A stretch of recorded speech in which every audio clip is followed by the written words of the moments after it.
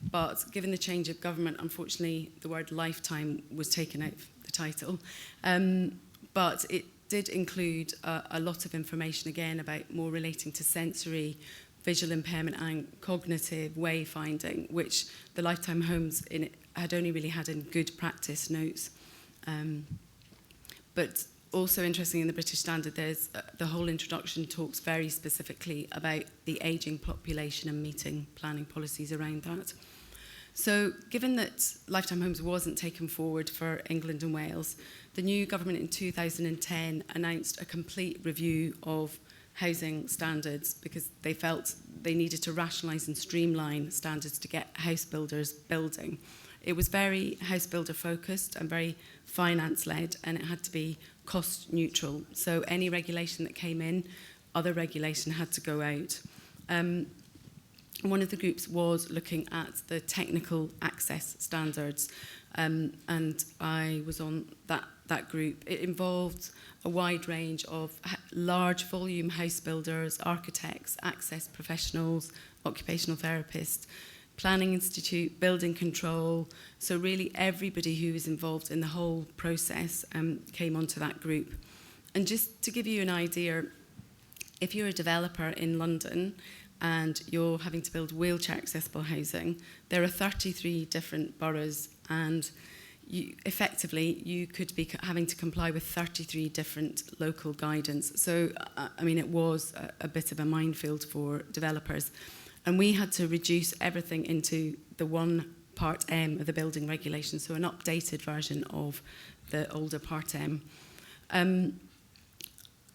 As I said, the access group looked at considerations, and it was hoped, as with the London plan, that what was now called Category 2, which is an updated lifetime homes, given the ageing population, would be the baseline. And at one point it looked like that was going to happen, but unfortunately that wasn't taken forward. Ministers threw it out latterly in the consultation. So now, as of last month for England, and other countries are obviously taking note, there are 3 categories. Category 1 is still a revised, what was Part M for dwelling, so it hasn't changed much. It does look a bit more at approach and communal access. Category 2 and Category 3 have to be, they're optional requirements, so planning authorities have to evidence need through viability assessments. I mean, in some ways it's hoped that by looking at the needs of their local population, they may have to provide more of Category 2 and 3. But the Mayor of London is proposing that 2 and 3 will still stand and passport across. And the next few slides really just give a bit of a comparison between the two standards. So again, Category 2 removed certain requirements to get house builders building. There was some, like the narrower stair was, industry felt that would be easier to provide a stair lift and again, reduce the footprint, so not be too onerous. And visually, the slides here just, the top left is Part M, so the very small toilet in comparison to Category 2, where effectively, temporarily, you could have a shower. The next slide is between 2 and 3. It's just a shower, not a combined bath and shower, but you can see the difference spatially between the slides. And just quickly, one of the issues that I kept raising was about evidence base on the access group, because it just felt like we were rehashing old guidance, which effectively we did. But at the same time, Northern Ireland were carrying out user-led studies, looking specifically at bedrooms and bathrooms, shower rooms, the space needed there, and really evidenced that probably what we were proposing wasn't sufficient. And as a result of that, government have now commissioned further research for architects who are developing and looking into whether the evidence base is fit for the current Part M. And so really just to wind up, the lessons learnt and possible suggestions, which I'm sure you've thought of before, I found it really helpful just to get everybody involved around the table. I mean, there's always need for compromise and to be pragmatic, but I do think there was also a lack of understanding, and even from an occupational therapist point of view, just being able to explain the real difficulties for older and disabled people and what adaptations were. And I think there was much more of a greater understanding, and people wanted to take it forward. Evidence base is key. If you've got the facts and figures there, then people sort of can't argue with it. And marketing, I think if you can find ways to market it in a positive way, possibly labelling, then that's a real key aspect. Cost comparisons, even whether it's between what's currently being built and what's going to be built, and spatial requirements.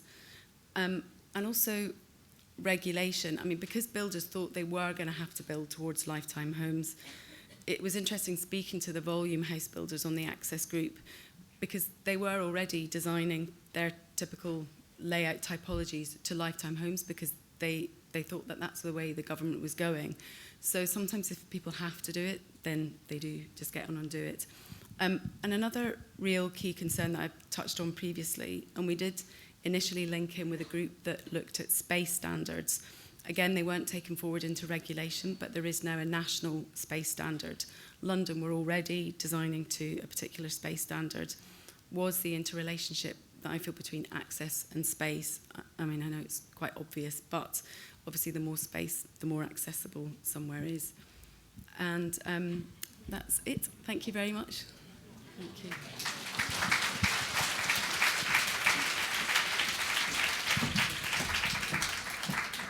And thank you, Ms. Reynolds. And after listening to the experience overseas, may I now invite Professor Alfred Chen, Chairman of Elderly Commission and Director of Asia Pacific Institute of Aging Studies of Lingnan University, to present on aging in place in Hong Kong, present and future. Professor Chen, please. Thank you very much. First of all, congratulations and happy birthday to Yao Si. So I didn't realize you have now grown so old. And thank you for inviting me to Housing Society friends. Now, what I'm going to do, I think instead of telling you, what sort of services we have and how we should make improvement on different kind of services, I'd rather, I think, let you know about a big initiative that government actually eventually landed on Elderly Commission. Now, the Commission itself is neither a policy-making body, it's a policy advice body. So we are only an advisory group, and we don't have any money. But with this new mission to actually review the services, elderly services in the territory, we are in fact given extra power as well as money to conduct this big exercise. The exercise was, or the mandate was given by the Chief Executive last year. And I did not make the acceptance alone, so I make the acceptance together with my vice chair sitting down there as well. So if there's anything wrong, we are all together to be blamed with the whole commission too. But I'm sure, that when we put our minds together, I think we're doing something right. Now, the reason why we want to do it, why to review, actually, at this present moment, there are various reasons. But anyway, let's get the terms right. So we call this Elderly Services Program Plan. So it is a review on elderly services. At the moment, it is basically sporadically delivered under different bureaus. So labor and welfare, food and health, housing, different bits. We have different bits of services delivered by different policy bureaus as well as departments.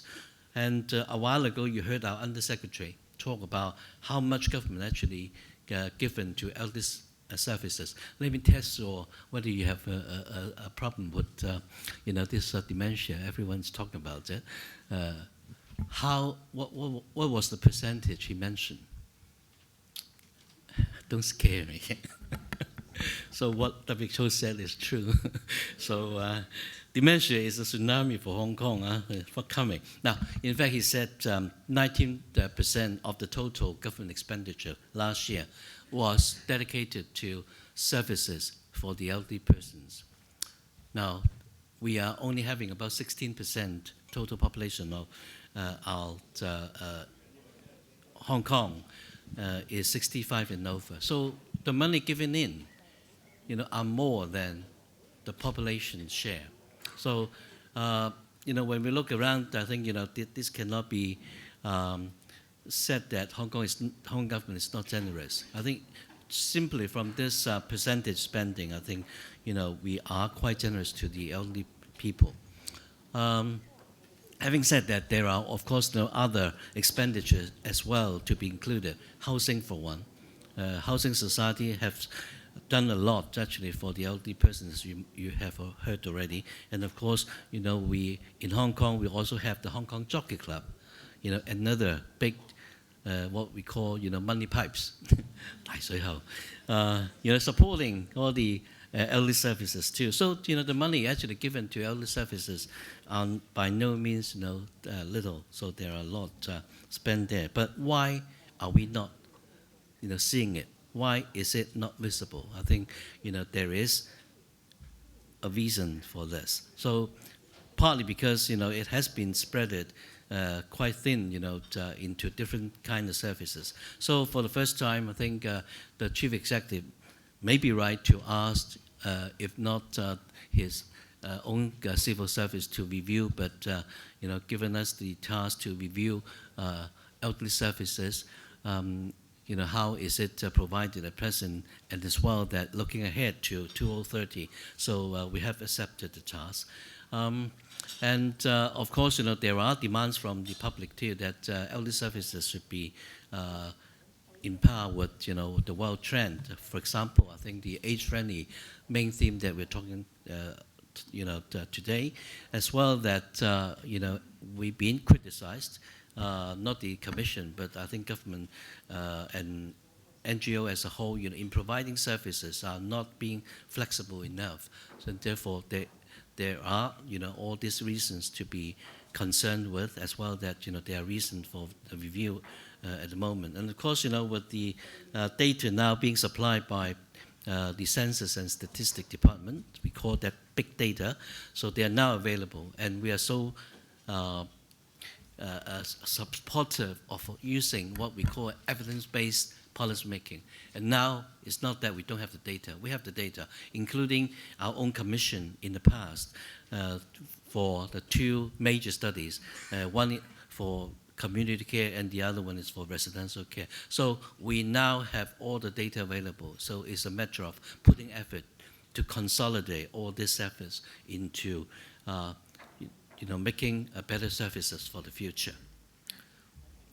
Now, why EC? I talk about some of the reasons already, and of course, the main thinking would be that EC, unlike government departments, we do have, all kind of people who should be minding about elderly services, as well that, we have all the experts in the committee, and therefore, EC seems to be, the right kind of platform to conduct this review and program plan. And but a while ago I said, we don't have money, we don't have authority, and we don't have administrative support. So before I accept this, and I negotiate with the Labour and Welfare, which is our secretariat. So they said, okay, fine, we knew that, and therefore we will give you a team of 3 people. So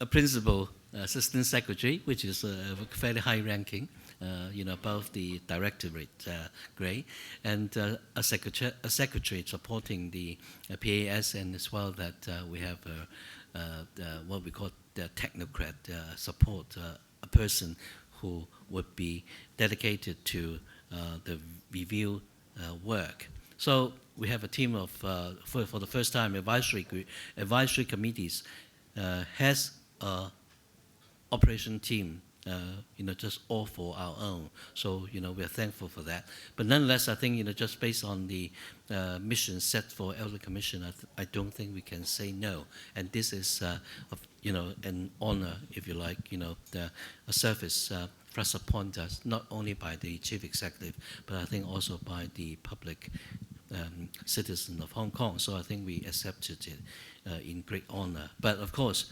if there's anything wrong, then anyway, in any case, most of us will be coming up to our, terms anyway. So we would be all slipping down. So, not to obviously, erase our responsibility, but nonetheless, I think this is sort of a last safety net, if you like. Now, how we are going to prepare? As I said, we have given a team, and the Commission also appointed Hong Kong U as the lead universities. Hong Kong has altogether 8 universities in the territory. We have included 5 universities to be, part of our consultant team. So, which would be a very much a historical, due for this review. So, we hope that this can be convincing enough for the public. Now, the objective are set in such a way that it's not negating what we do, and therefore I would remind all our audience that Hong Kong elderly services would have a sort of overarching principle, which is the second point. We want people to age in place. Aging in place is the core, and the institutional care, that is residential care, as a backup, and therefore we try not to promote or encourage people to get into nursing home for too early. But nonetheless, I think, having said that, older people, we have to accept that sooner or later they will need residential care services, but we want to keep it to the minimum. At the moment, Hong Kong probably would have the highest institutional rate. So we have 6.8%. Right, so which is much higher than the sort of 3 to 5% worldwide. So we want to keep that to the minimum. And there are obviously many reasons why Hong Kong has such a high rate. I don't want to get into that, but nonetheless, I think this is also one of the major thinking that once we had our services reviewed and to put it into the right direction, we might be able to resolve this as well. Right.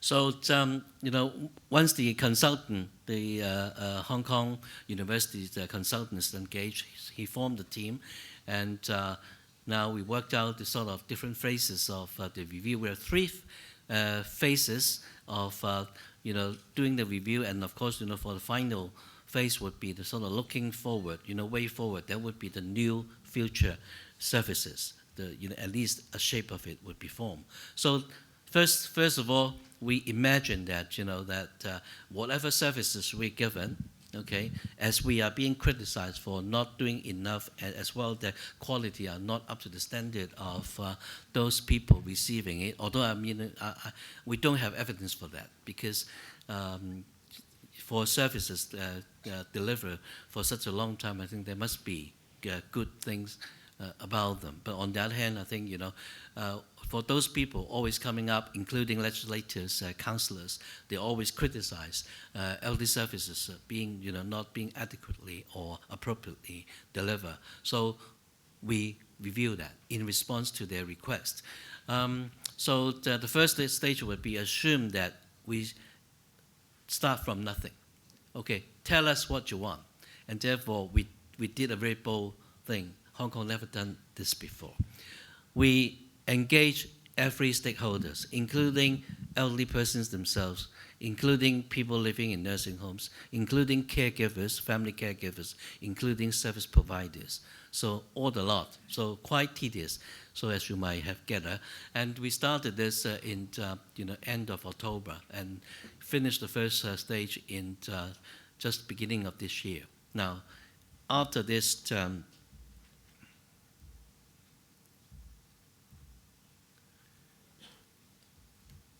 after this first stage review, we have actually collected altogether over 400 policy items. 400, folks. So how are we going to deal with all these 400 items? So we come to the second stage, which we call scoping stage. Scoping basically is, an exercise putting all this into meaningful policy domains.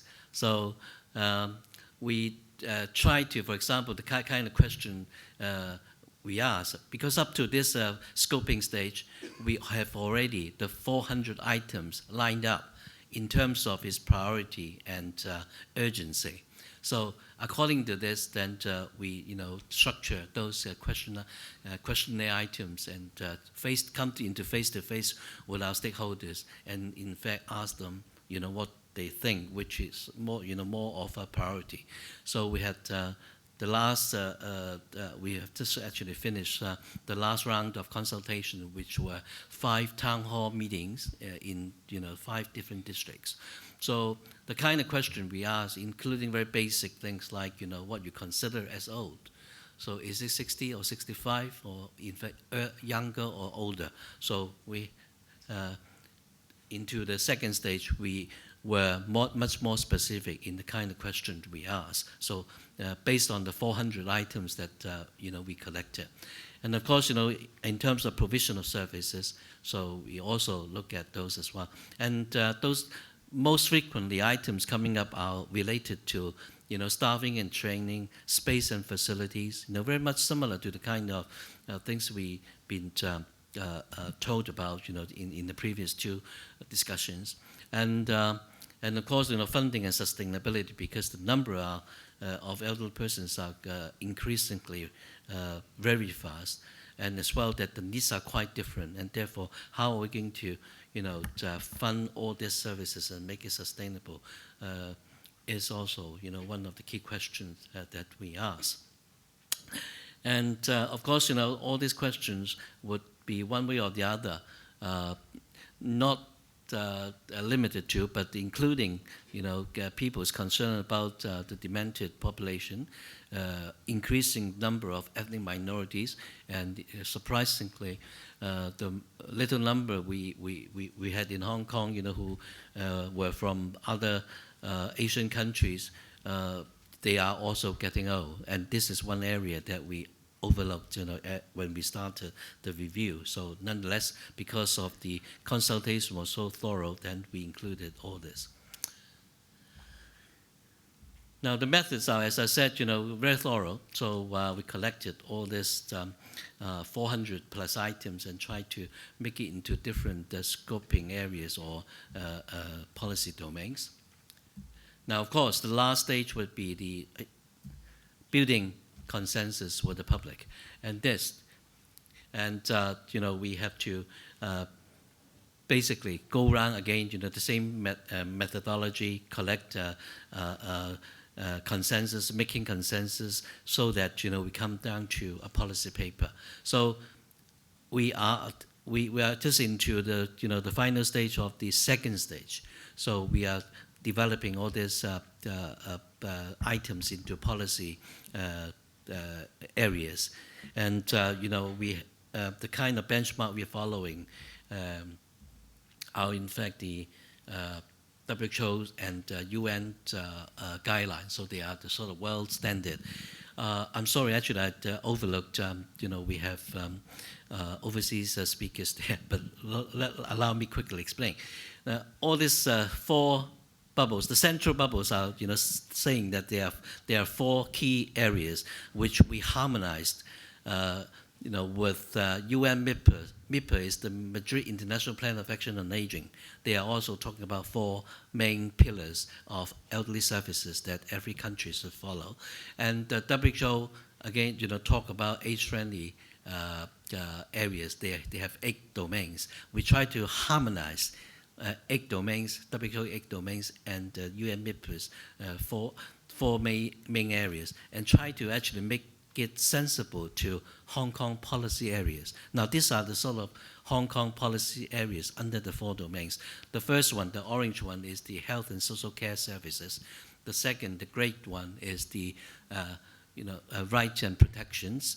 And the blue areas are living environment, and the red paint areas is social participation. So these 4 pillars or 4 areas actually cover every single aspect of the Hong Kong policy. I think for those audience reading Chinese would know, these are the sort of areas. But I won't go into it in details. Now, so with this consultation process, what have we gained, as a group doing this consultation as well as doing the review? First of all, surprisingly enough, that we don't have much oppositions, not even the policy makers as well as the politicians.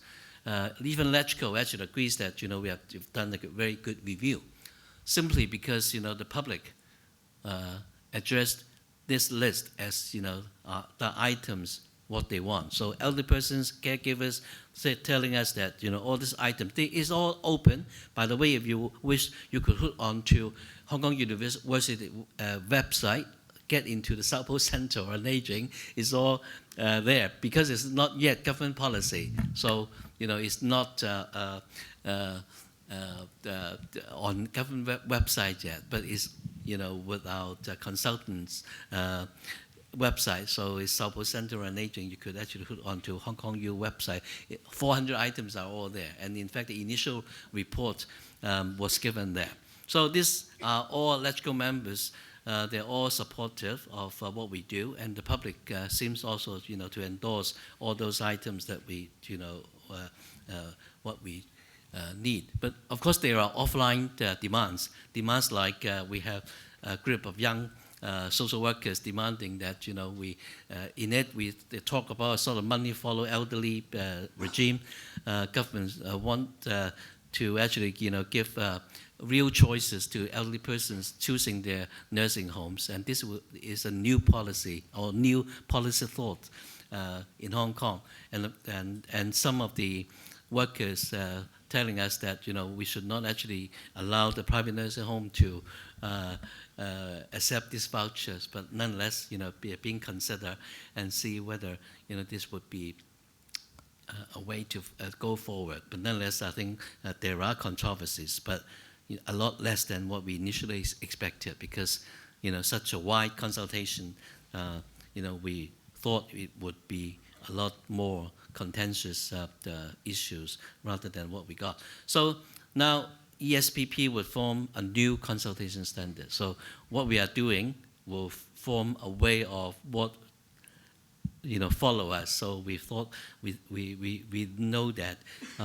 the Rehab Commission will be, in fact, doing their consultation. They probably will follow us. Anyway, I could not obviously show you all the 400 items, but these are the selected items to give you a feel of what sort of emerging issues public want us to take forward. Okay, so social and health services, which include cross-border bureau collaborations with services and policy integration. This is one thing was which is very much talk about. Training for care workers, premises, integrated services. At the moment, our services and premises are pretty much in silos. So youth center, no elderly person go there. Elderly center, just elderly persons, no young people going there. So we want to utilize all these areas. So there are suggestions that we should integrate all this. So I think this would be a sensible thing to do as well. In particular, with Hong Kong's, we only can afford so many lands, and we could not expand much more. So, mutual uses of all this land would be very much, the kind of direction we should go. Housing in particular, we should really pay more attention to. So thank you for Housing Society. In the past, the society has been a sort of housing lab for our experiment. And indeed, I think, when we look at the experiment they've done for elderly persons, including all this, what we call middle income elderly housing, they are very much welcomed by the public, as well that it has been provided with services, but government don't have a regular policy assigning land to this kind of property yet. And yet, I think when our elderly population is increasing so fast, as well that so-called elderly with middle income like myself, we need a place to stay, and as well that we need people to look after us. So where are we going to find such premises or property with care? So only at the moment housing society is providing such facilities. So I think government should also think about, that in terms of, land provisions. So again, participation, living environment, so I don't want to get into it because of time.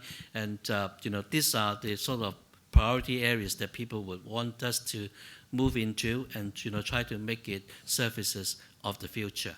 Now, in a nutshell, so what we are saying is that it's not just aging in place. What the public wants in Hong Kong is everything in place. So it's a community for people to gradually age in, okay, from cradle to grave or from sort of middle age to old age. So we have to provide the environment until a day we really, sort of give grace to God. And, and in a place we live, we hope that we won't leave our accommodation and we stay there, and all sort of needs, including later stage of long-term care, hospice care even including, that, should be provided in a manner that is near home. That would be the best thought.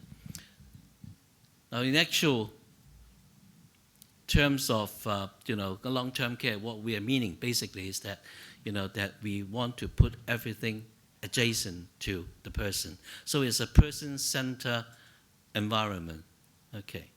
So now, putting two things together, when you are up and living, one about what you want to live in, okay, and putting together too, when you need care, you still want to live in the same home you lived in, but with the services surrounding you. We are talking about a new, it's not very new, but very popular in Japan, what we call a 1 hour living circle.